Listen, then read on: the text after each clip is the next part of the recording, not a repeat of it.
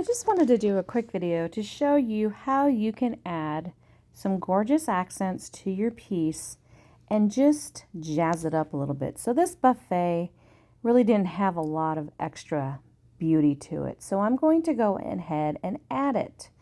I have taken a pair of WoodUBend pieces, and you can order those from me. And I am going to attach them to the piece. The drawers that I'm sitting in front of, the one on the top, I already attached the WoodUBend. So I'm going to show you how easy it is to do.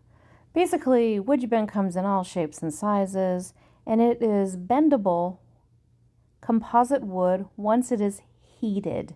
It must be heated up. You can use a blow dryer, you can use a heat gun. I prefer a heat gun. A lot of times I will throw it in an electric skillet so it gets nice and warm. When WoodUBend is at room temperature, it does not bend. If you try to bend it, you'll break it in half. As soon as you apply heat to it, it will bend and you can do a complete circle with it. This is a very nice thick piece of WoodUBend, and this is the perfect accent to these plain drawers. Once it's attached, it's permanent. It's not going to fall off. It's not going to slide off. It's so easy to adhere, you guys. It's so easy. And like I said, it comes in a variety of sizes, from keyhole sizes to pediments to anything you can imagine. It just is the most fabulous kind of embellishment that you can add to any piece to make it go from plain Jane to absolutely stunning transformation. So what I'm doing here is I've taken the drawers out and I've put them in front of me. It's a little bit easier to do it when it's on a flat surface. I'm kind of eyeballing the top one and the bottom one. I don't really measure anything, I just kind of eyeball it. I'm going to go over that drawer that I haven't painted yet, and I'm going to heat it up with my heat gun. Now, it can be applied over a painted piece. A lot of times I'll paint a piece of furniture and then add it because I thought, oh, it needs a little bit more. So it's okay. Either way, it'll work. So I'm using my heat gun and I am just heating up the wood.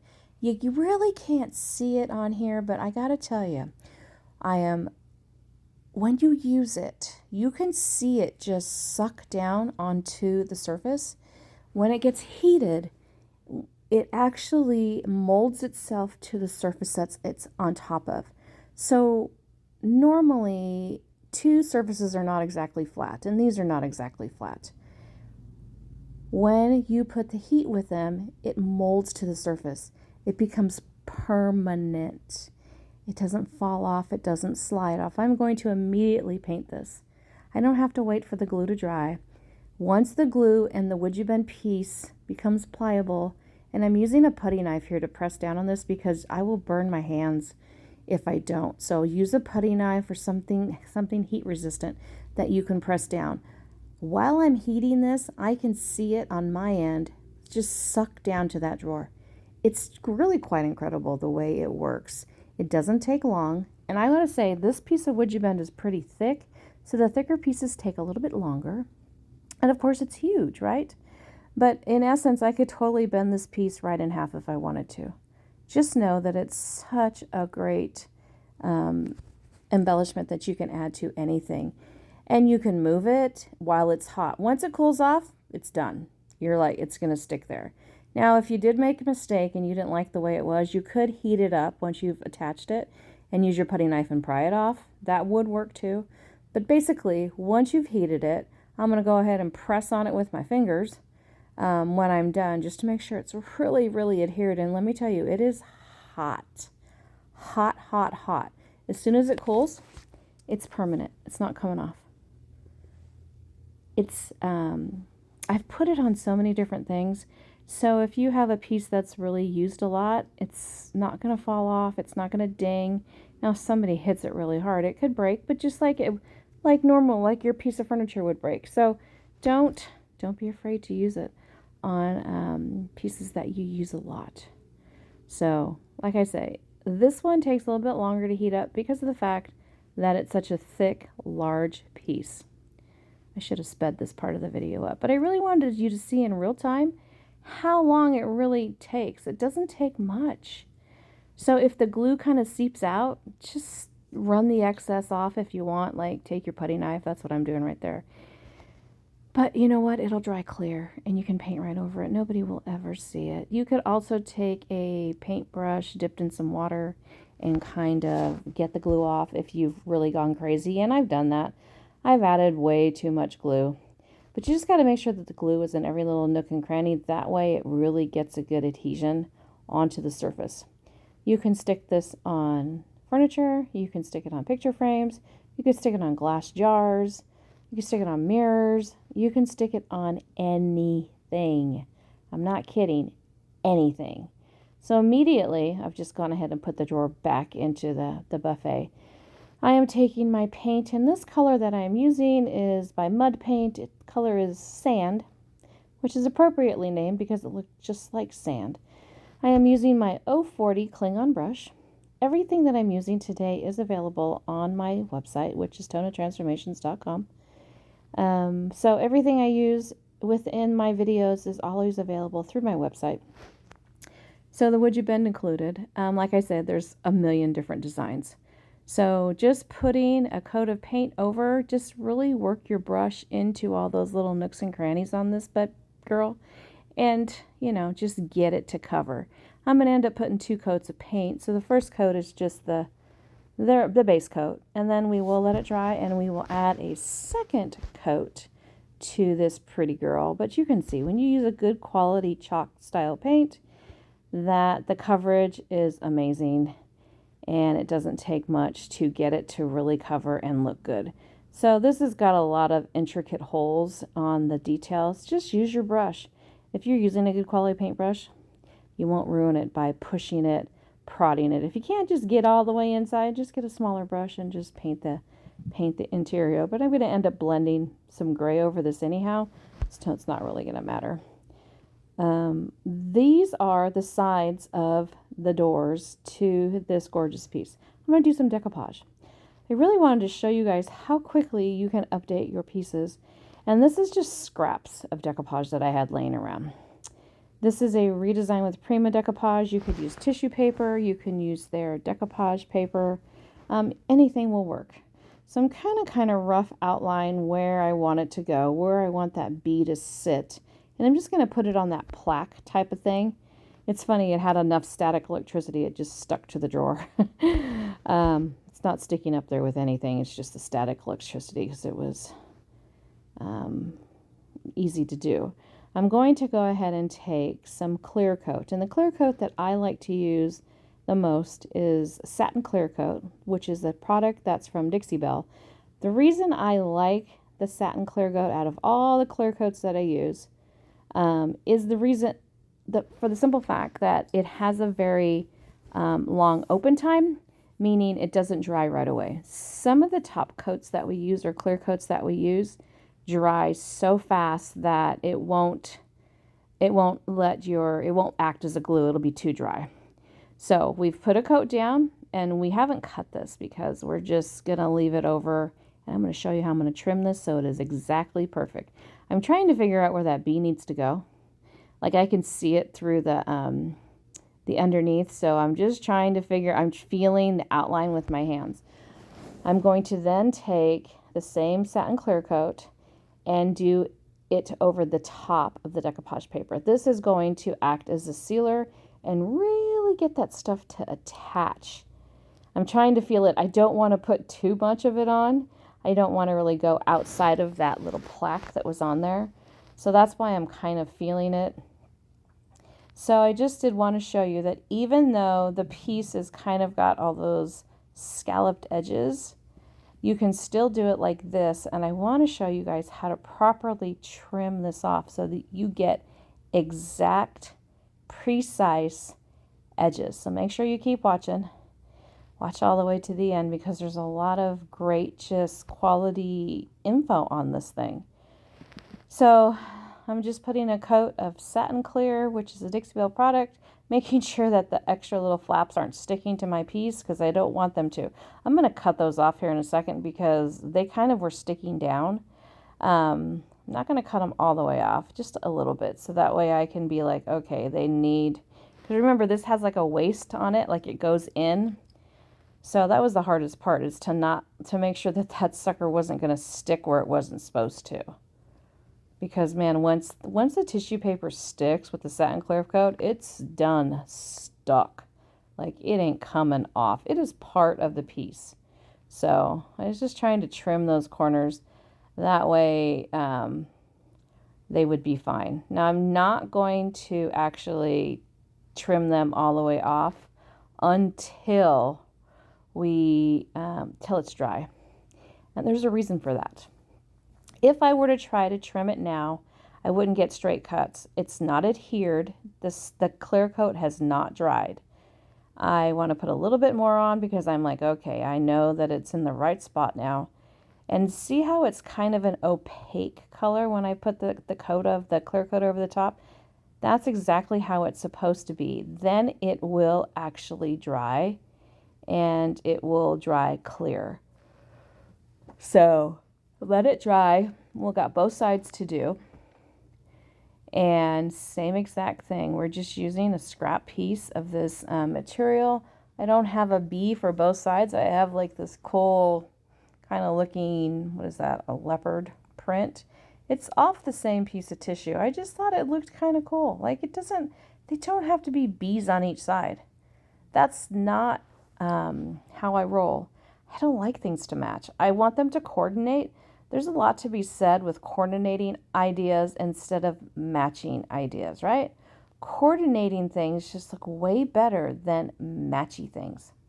And I was like, okay, maybe that little postage stamp looking thing and the leopard print will be good. So kind of play with it. You don't have to go up and down, or you can go any way you want. The tissue paper will tell you where it needs to go.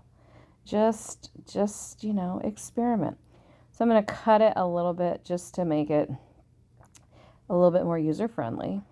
Like I said, the hardest part with this one is that trying to get it to just fit on the piece and then not get the excess to stick, because you don't want it to stick down because you're going to sand it off anyhow. So we're just kind of, and it's got so much static cling. You see all that static in it? It just sticks on there.